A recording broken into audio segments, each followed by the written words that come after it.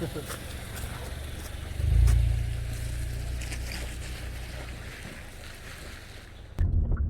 să putem un pic în sport.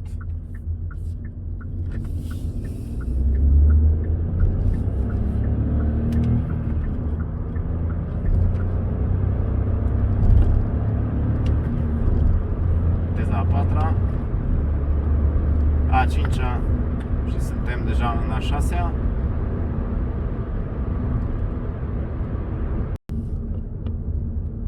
Încercăm un pic să o băgăm în curbe. Hai să încercăm un pic să o băgăm în curbe.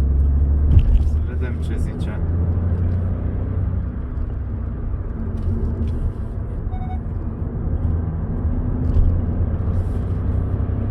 Urcăm aici, avem o urcare mai interesantă. Aha. Excepțional.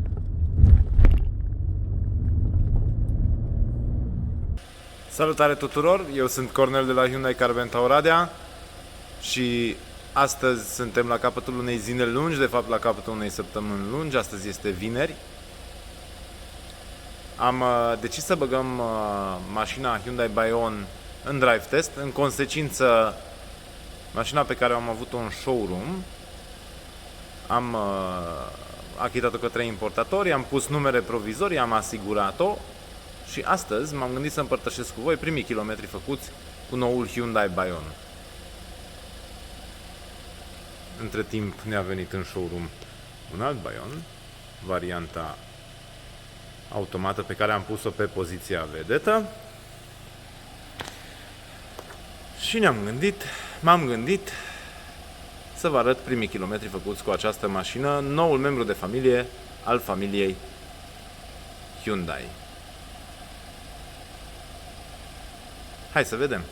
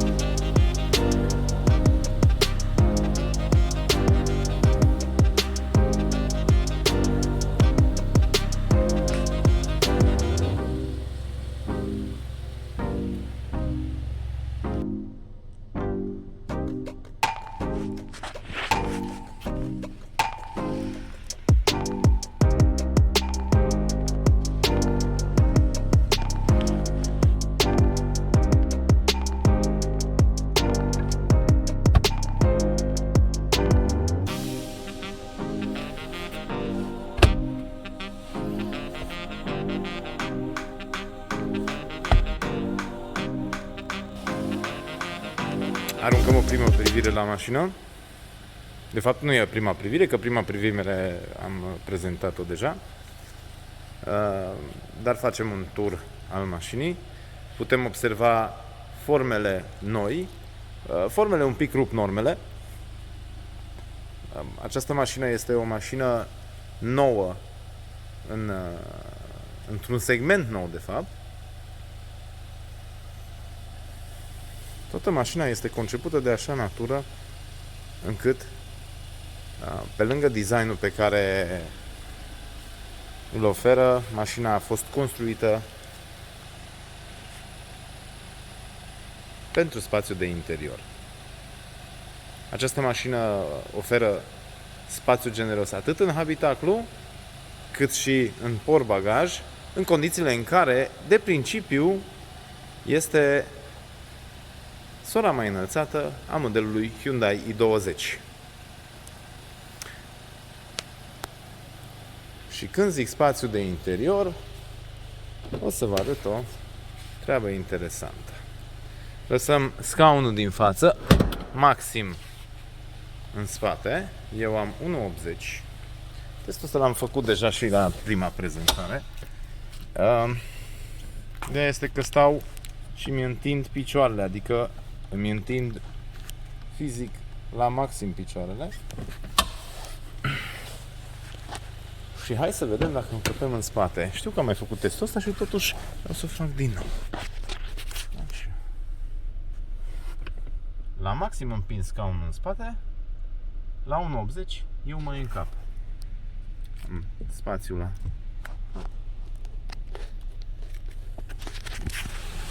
Și acum observați, deja am băgat și scaunul de copil. Urmează să folosesc un pic mașina asta. Vreau să mă familiarizez un pic cu această mașină.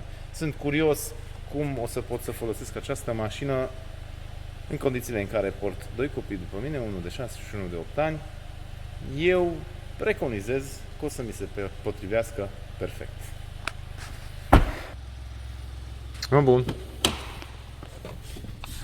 Mașina în care stăm are motorizarea de 1 litru, benzină cu turbo, 1 litru TGDI, plus un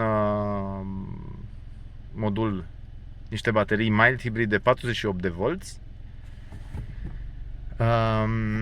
Echiparea la care ne uităm este echiparea LED-Line. În această echipare avem dotările un pic mai ridicate. Deja avem un ecran multimedia de 8 inch cu cameră de mers în marșalier, cu Android Auto și Apple CarPlay. O să încerc dacă merge și wireless. Ok. Avem un climatronic, scaune încălzite, volan încălzit, volan multifuncțional, mai multe drive moduri. Cutia de viteză este o cutie în 6+1 trepte, este o cutie IMT, este o cutie relativ nouă la Hyundai. Interiorul seamănă foarte mult cu interiorul modelului i20 și totuși spațiul este mult mai mare decât în i20. Atât spațiu, fiind o mașină înălțată, garda la sol este înaltă. Garda la sol a acestei mașini este de 160 de mm. O să vă vorbesc un pic mai încolo de dimensiunile acestei mașini, în special comparativ cu modelul Kona. Spațiul în interior este foarte mare, avem mult spațiu în înălțime și de asemenea spațiul la picioare și spațiul la umeri este foarte mare. No, bun, hai să pornim. Mașina are 9 km în total. Trebuie să alimentăm. Ok, o să alimentăm, aia nu e o problemă. Mergem să alimentăm și facem primii kilometri cu această mașină. Bun, hai să pornim la drum. Să facem primii kilometri cu noul Hyundai Bayon.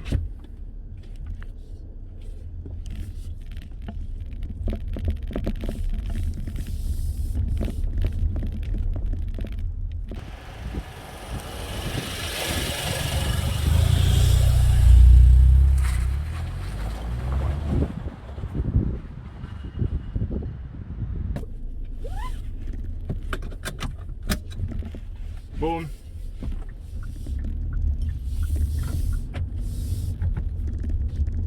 Primul drum o să ne ducă la benzinărie, pentru că mașinile de obicei vin cu aproximativ 3-4 litri de combustibil, ceea ce le dă de obicei o autonomie de 30-40 de kilometri cu combustibilul care este în rezervor.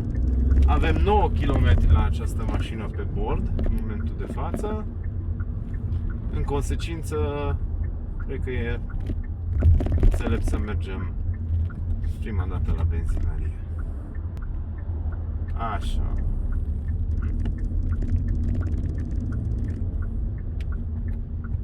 Este interesantă senzația din această mașină, având în vedere că ne aflăm totuși într-o mașină relativ mică. Totuși senzația de spațiu este destul de mare. Mă simt ca și într-un mini SUV. Deci, de fapt, cam asta este senzația probabil pe care au vrut să o creeze inginerii de la Hyundai. Să te simți ca și într-un mini SUV. Această mașină este o mașină compactă în categoria crossoverurilor. Deci această mașină este un crossover compact.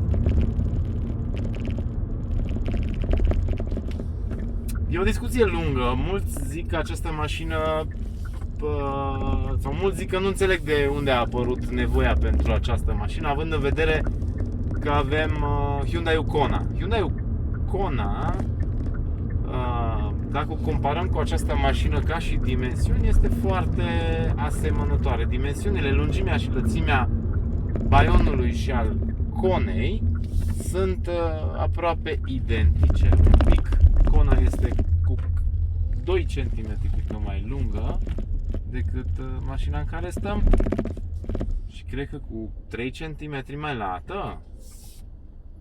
Dar am să vă povestesc mai departe după ce alimentez.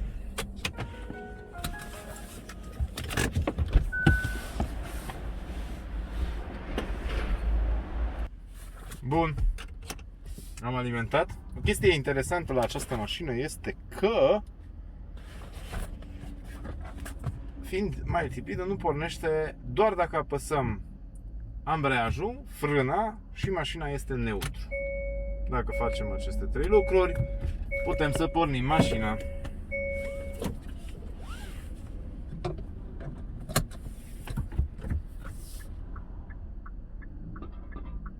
Bun. O să mergem pe ruta pe care merg de obicei în drive test. Este o rută pe care o folosesc la drive test pentru că am mai multe porțiuni, multe feluri de porțiuni. Mamă, ce nervosiști. Mergem un pic și pe centură, mergem un pic și pe drum întins, mergem un pic și pe drum mai puțin plăcut, sau mai neasfaltat de fapt. Așa. Unde rămăsesem? Rămăsesem la dimensiunile acestei mașini, la dimensiunile Bayonului față de Hyundai Kona. Într-adevăr, așa la prima vedere, ai spune că Hyundai a făcut 2 mașini în aceeași categorie. Dar acum că e aici și o putem pipăi și o putem simți un pic, este o diferență enormă între cele 2 mașini. În primul rând, hai să vorbim de cifre. Această mașină are 418 cm lungime, Kona are 420, Bayonul are 177 de centimetri lățime cu oglinzile deschise, Kona are 180. Într-adevăr, la înălțime este o diferență mare, 149 dacă nu mă înșel la Bayon și 150 de centimetri, 149 și 155 la Kona, așa este. Hai să vedem cum trage între timp. Mergem în modul eco. Suntem la 190. Nu 190, ci 90.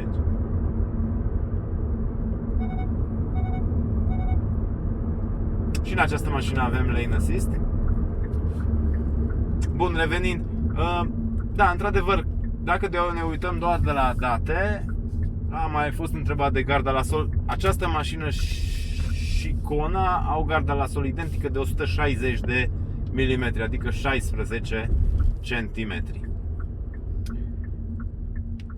Dar Kona, ca și spațiu de interior, este o mașină plăcută, e ok ca și dimensiuni. În schimb, Bayonul a fost conceput să avem mult spațiu în interiorul mașinii. În mod uluitor, atât în față cât și în spate, cât și în portbagaj, avem foarte, foarte mult spațiu. Cred că orice șofer, cât de înalt să fie, se simte confortabil în această mașină. Când stai în mașini, observi o diferență enormă. Interiorul acestei mașini seamănă foarte mult cu interiorul i20-ului. Foarte multe elemente sunt comune. În consecință, te simți un pic ca și într-un i20 pe steroizi, să zicem așa. Evident că și în această mașină avem toate elementele de siguranță pe care le avem aproape în toate modelele: Lane Assist, High Beam Assist, Forward Collision Avoidance.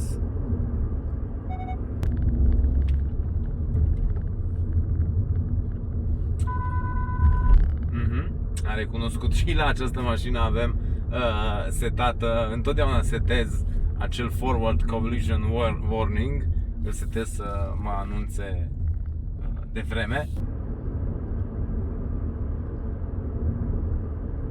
Și cât despre elementele de confort, evident avem elementul multimedia, clima, ecranul de 10,25 pentru instrumentar. Hai să putăm un pic în sport.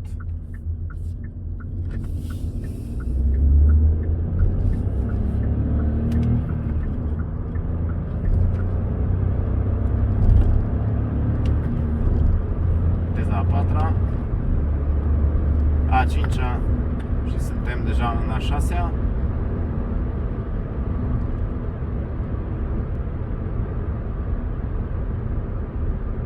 Mașina stă bine pe drum.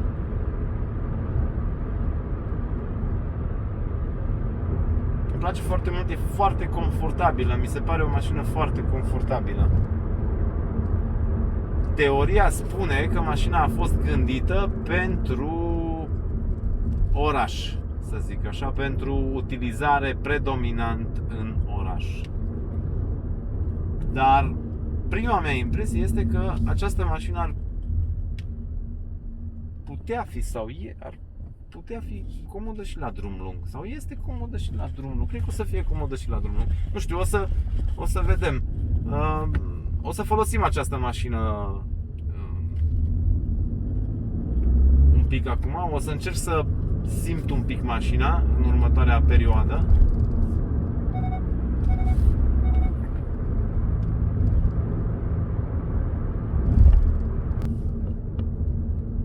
Încercăm un pic să o băgăm în curbe. Hai să încercăm un pic să o băgăm în curbe.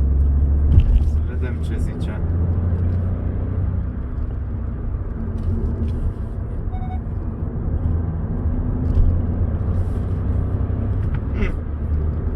Eu zic că se mișcă bine. Surprinzător de bine.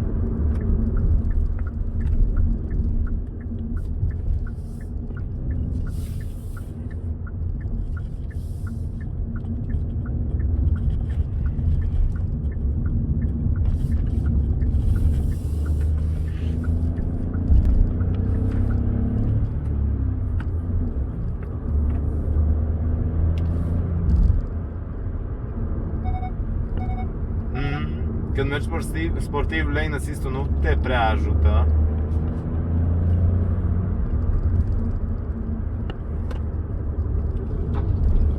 No, hai să vedem ce zice.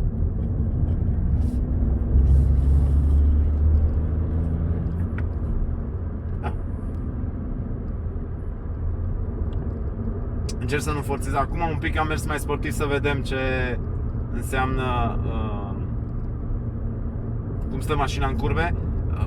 Recomandarea producătorului este ca în primii kilometri să nu se supratureze motorul. Fiind un motor cu turbo, această motorizare lucrează de la turații destul de joase, de la 1750 de ture, adică simt puterea de la turații joase.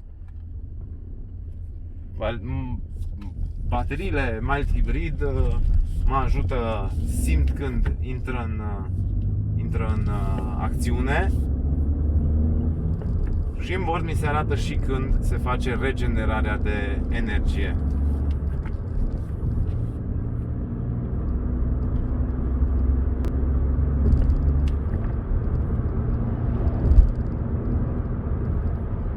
Avem un cățel în mijlocul drumului.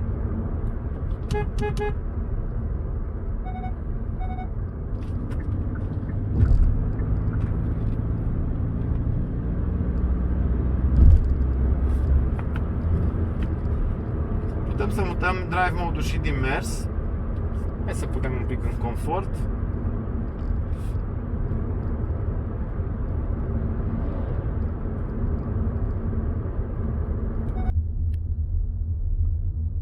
Având în vedere că ieri s-a întrerupt înregistrarea pe la jumătatea drumului pe care mi l-am propus să-l fac, am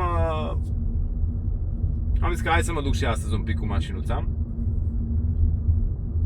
Am făcut între timp câțiva kilometri. Acum, în momentul de față, mașina noastră de drive test avem 65 de kilometri. Și căutăm drumuri de oraș, pantă. Am fost până la Ciuperca. Mai mergem un pic pe centură.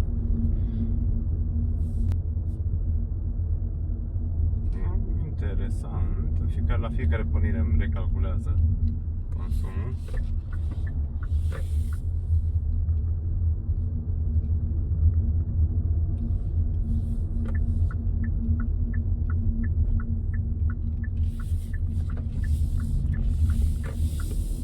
Mașina se comportă foarte bine.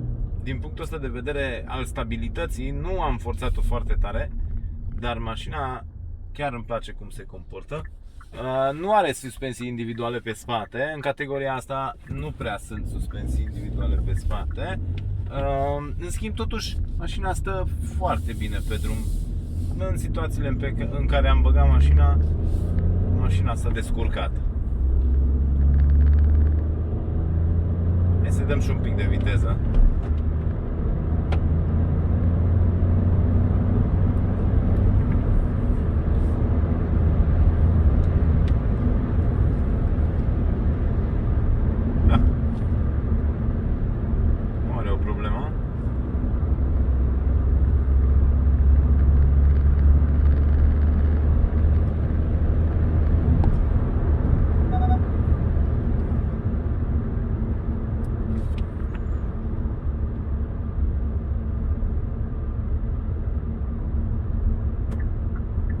Să ne întoarcem aici.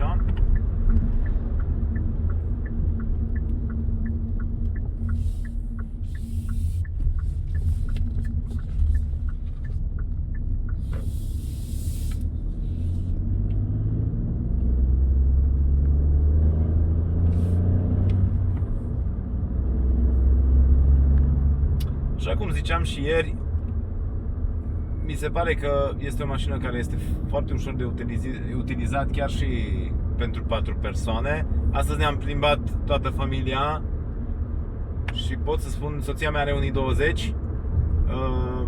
Băieții îmi ziceau că au loc mai bun în spate decât în i20. Hai să urcăm aici, avem o urcare mai interesantă. Aha. Excepțional.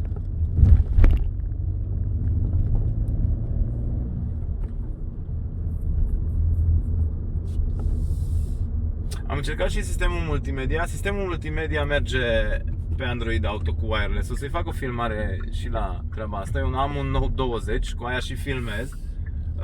O să vă arăt cum merge pe wireless.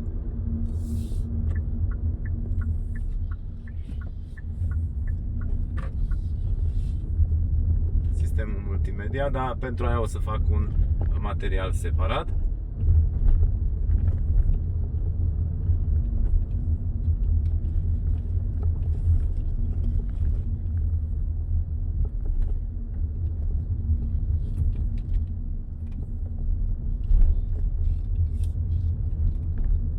Așa.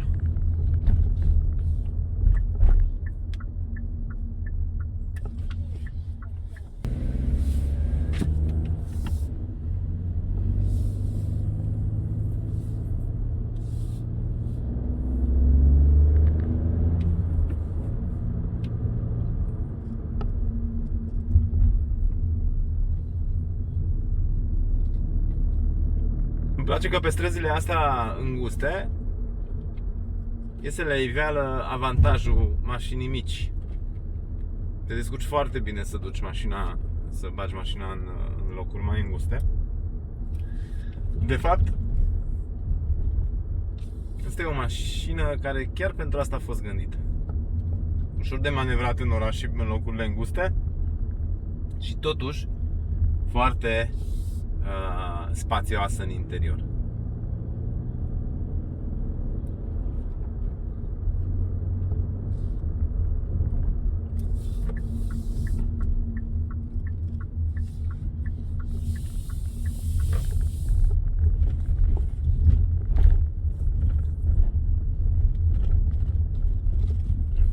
Nici nu știu când am fost ultima dată pe străzile astea.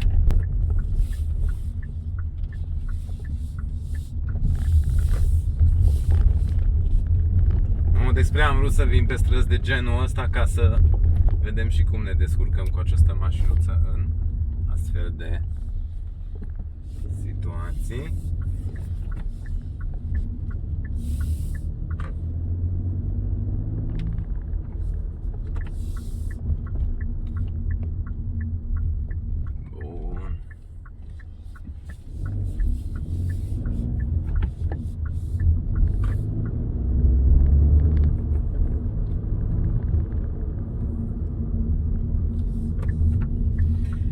Mașina Hyundai Bayon vine cu două motorizări, nu știu dacă am zis chestia asta înainte să se oprească filmarea sau nu. Vine cu motorizarea asta de 1 litru, cu turbo, cu bateriile mild hybrid de 48 de volți.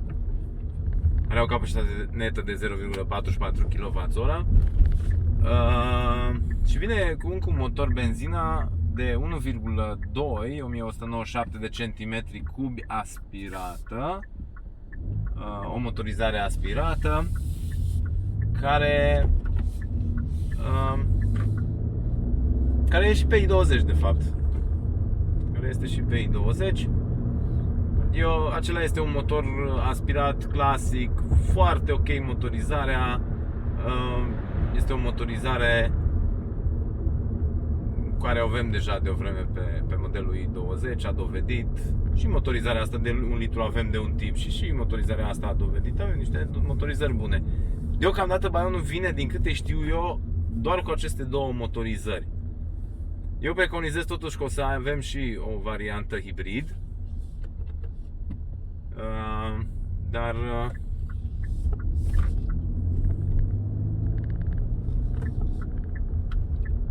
asta probabil o să aflăm pe viitor.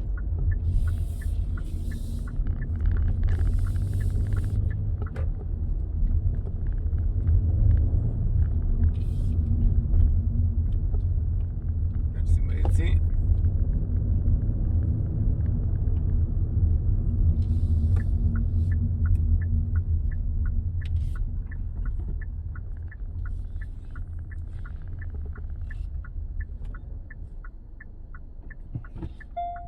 Să întoarcă oare sau?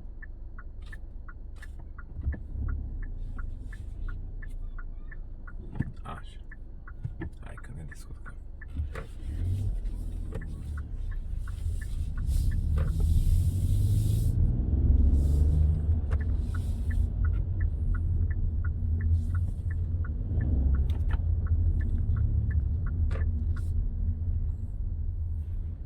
Lăsăm pe domnul biciclist.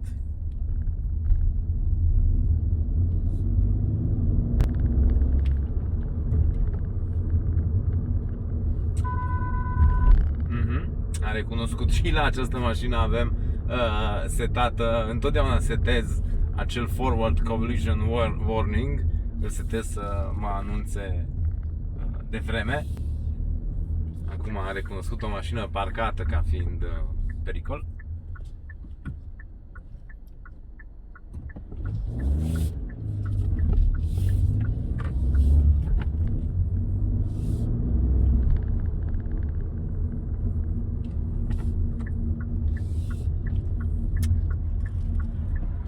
Prima mea impresie despre această mașină este că se potrivește foarte bine pentru oraș. Cred că mașina este gândită pentru o persoană activă, pentru o persoană care duce 1, 2, 3 persoane cu ea, care merge cu copii, cu familia. Este gândită să se preteze pentru rutina zilnică, școală, trafic, shopping, la lucru.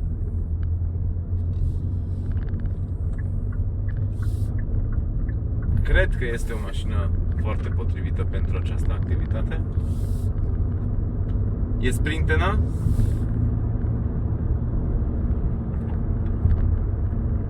Și se potrivește foarte bine pentru oraș.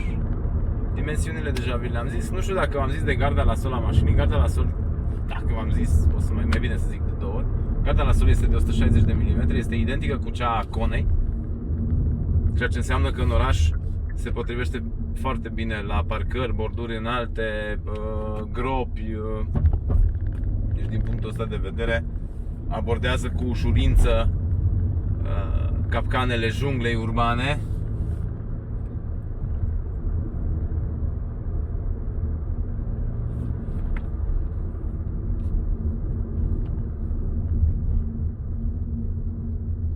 Îmi arată în ce zonă de viteză suntem. Îmi arată că suntem în zonă de 40.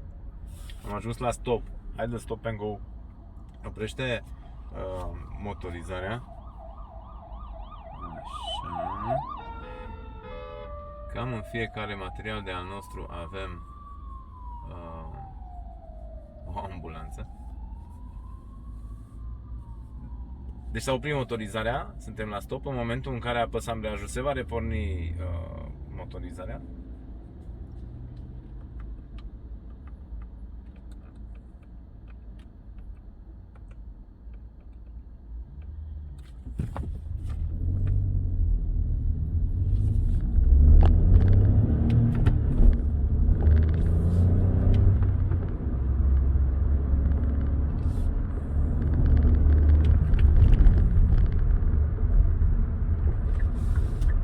Fiind în primii 300 de kilometri, frânele prind foarte tare. Întotdeauna când livrez o mașină nouă, întotdeauna sfatul meu este să fie noul proprietar, să fie atent la frânare, pentru că frânele prind foarte tare la început. De accelerat, accelerează foarte bine mașina. Adică în momentul în care sunt în 60 mut în a treia, am apăsat accelerația și plecăm. Hai să luăm un pic mai încet. Da. Cred că m-aș putea obișnui cu această mașină, de fapt.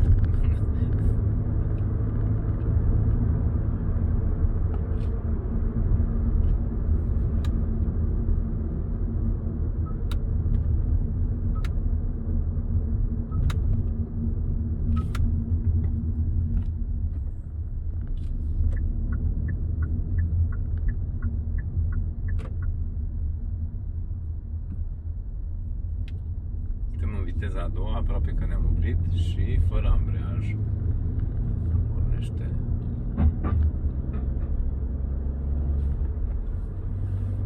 Îmi place că pot să schimb și laturații joase și nu se întâmplă nimic și pot să mă duc cu o viteză cu o treaptă de viteză mai joasă și până la 5.000-6.000 de ture și nu simt că este forțat. Adică dacă am nevoie, simt că mașina asta cu mașina asta pot să mă duc cu a treia cu 100 fără să omor motorul. Asta este relevant din punctul de vedere din perspectiva depășirilor. În România contează treaba asta pentru că circulăm pe drumuri cu o bandă pe sens și există întotdeauna momentul în care este nevoie să apăsăm accelerația și să mergem, să ieșim dintr-o situație neplăcută, să depășim.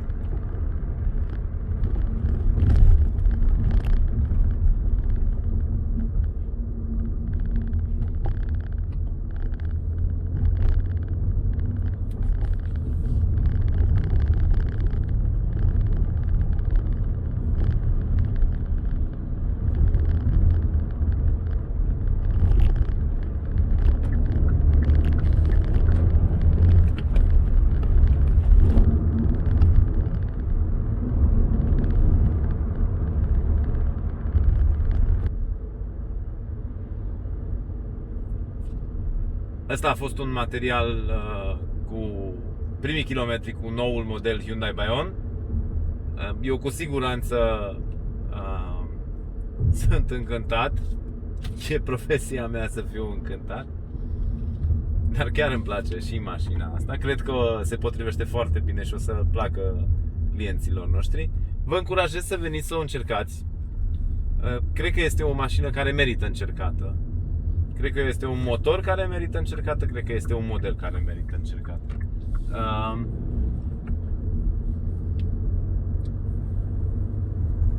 Cred că o să fie un model de succes. Mie mi-este pe plac. Haideți să vedeți dacă și vouă vă place. Eu am fost Cornel de la Hyundai Carbenta Oradea. Sper că materialul meu v-a fost pe plac. Vă salut cu prietenie.